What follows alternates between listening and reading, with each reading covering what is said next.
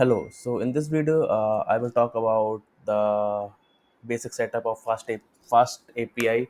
So here, like what requirement I am trying to achieve here is Fast API CRUD endpoint that allows your model instant to read the object.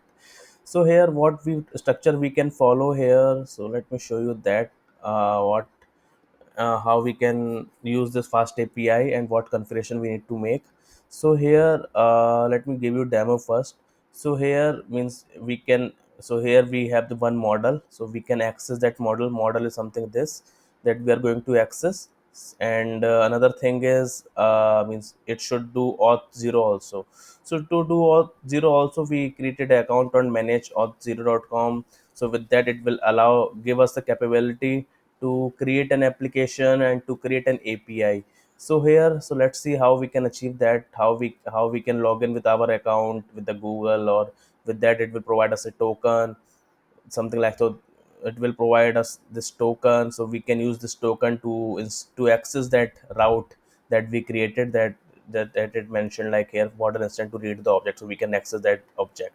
Okay, so let's see how we achieve it. So firstly means what I have done. So what you can do, simply you can just do login, and with the login it will provide us so I already logged in here. So because of the after that it is not asking us to log in with Google. So it's providing us this token. So now we have the token now. So now you can run the API.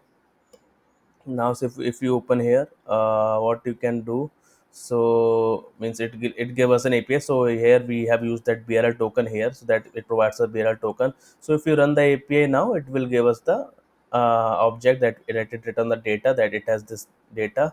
So we can also see like what items it has. So if you see here, we have this items. So we can read all those items, and this is all we are passing that with the token, so with the authentication that we have done. So let's deep dive into how we achieve it. So here, like if you want to see the app, you can run this application here on the 8080. So here I show you also. So this is the application, and here if you want to see what things it includes, so I will show you that docs also. So here you can find out. So it has this login logout functionality that I added, callback we used to come back to the application after logging in. And here we have passed like item, we can read the item. So this is test endpoint that I created. So this is all about the document that we created. So here if we're talking about the authentication part, so here authentication, like if you want to see the token, so let me show you that also. So means how you can decode the token. So here let me show you that also, how you can decode the token.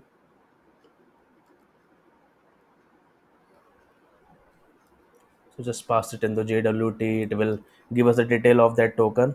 So let me just okay. So now if you see here, it provides this token. It has KID, type, and what algorithm we are using, and it provides the detail of our API that we are going to use in our application.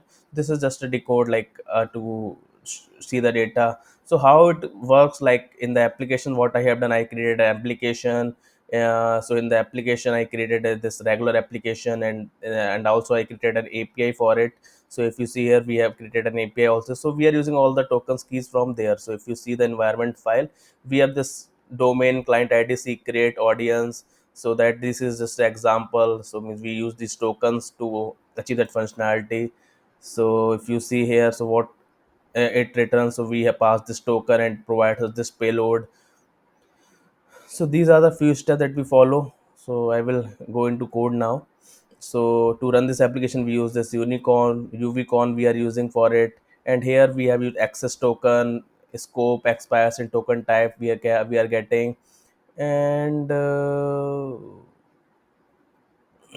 yeah, so here what we have used, so we have this authentication application, regular app, and we have this APIs domain to similar to base URL application. So these are the tokens that we are using here.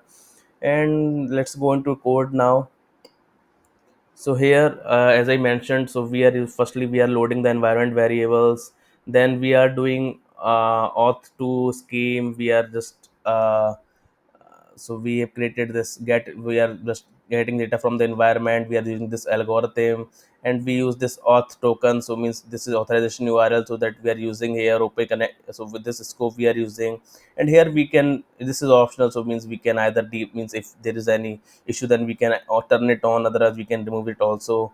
And so here we are using BRL token, so we created a, we are using SQLite, so here we can, you can see the file here which has data.